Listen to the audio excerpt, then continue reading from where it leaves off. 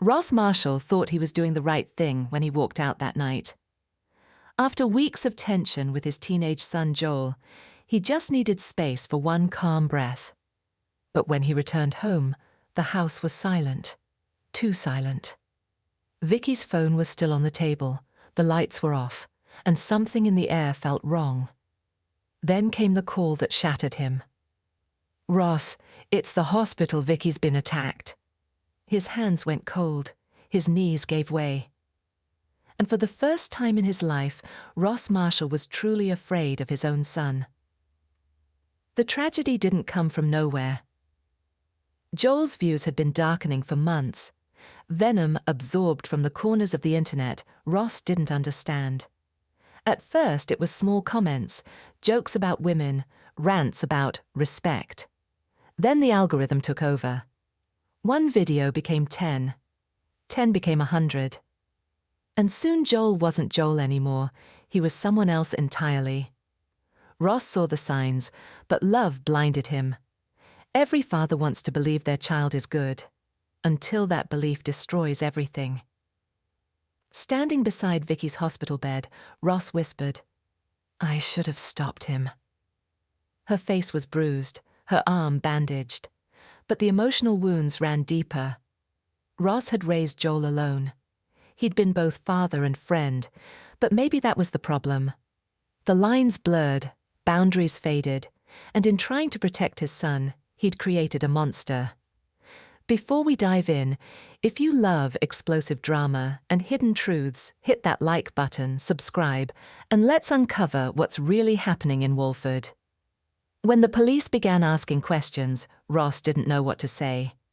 He couldn't defend Joel, but he couldn't condemn him either. That's the curse of love.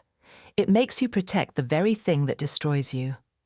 While Ross faced his nightmare, another storm brewed across Albert Square.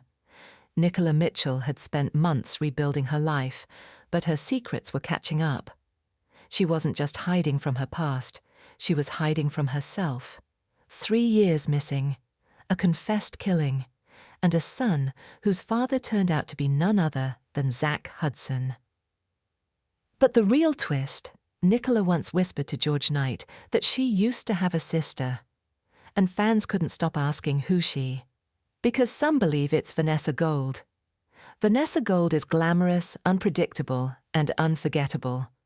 Her breakdown over bubbles in the fridge is legendary. But what if that wasn't just madness? What if it was trauma? The same trauma Nicola described: abuse, neglect, and years of silence. The pieces fit too perfectly. The timelines align. Both women share a similar past of broken trust and hidden pain. And both have ties to the Mitchell men. When actor Elijah Holey was asked about it, he simply laughed and said, "Why not?" A simple answer, but one that's fueling a wildfire of fan theories. Could EastEnders be preparing the Mitchell family twist of the decade? Harry's disappearance. But before Nicola can face her past, the present comes crashing down. Her son, Harry Mitchell, has vanished.